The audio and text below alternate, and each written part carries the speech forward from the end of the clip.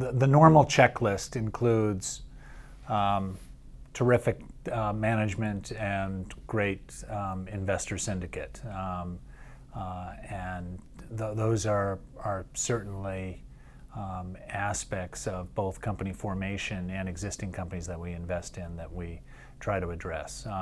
Sometimes you're willing to look the other way and try to figure out how you can fix those two boxes if they aren't completely checked.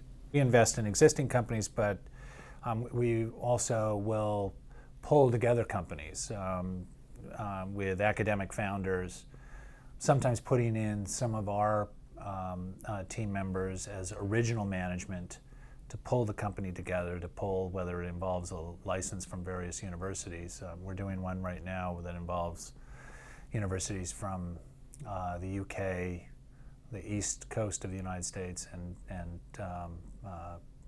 Harvard in Boston. And that management team is distributed across right now both Europe and both coasts of the U.S. Eventually it'll probably consolidate somewhere, but we're pulling together the management and building the company from scratch. So that's something that increasingly we've done in the last 5 years. I would say that there's two big, I mean, if we look back at our returns, I think that some of our greatest returns were made in companies we started earliest. You can't start any earlier than company formation, so that's kind of the limit case of that particular algorithm. But I think also sometimes just for competitive reasons, if by the time sometimes unless you form it, it's already gone. I think lastly, certainly as the group has matured over the last 14 years, we increasingly have had the confidence that we can pull together a company, and sometimes it's just a lot of fun.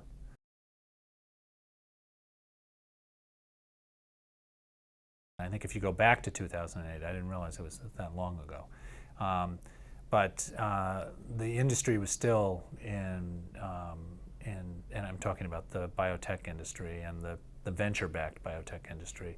It was in the doldrums in the sense that there were people wringing their hands and saying, there's really no way to make money in this industry. And you fast forward certainly through 2012, 13, 14, 15, and 16. I mean, we're in although a lot of air has come out of the market, that's still the largest kind of bull market, certainly in my professional memory. And during that time, I think a lot of capital has gone into drug development, and I think that there are a large number of exciting therapeutics that are being developed right now. From startups, and I mentioned some in gene therapy because that's a particular focus of ours right now, but in small molecules, in biotherapeutics, I mean, we've certainly been involved in a number of immuno-oncology companies. Those are things that have been backed by the venture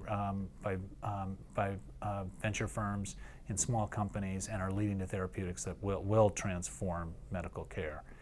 I think that antibiotics represents kind of a tricky area, and that there are a couple of areas that, for a variety of reasons, have been very difficult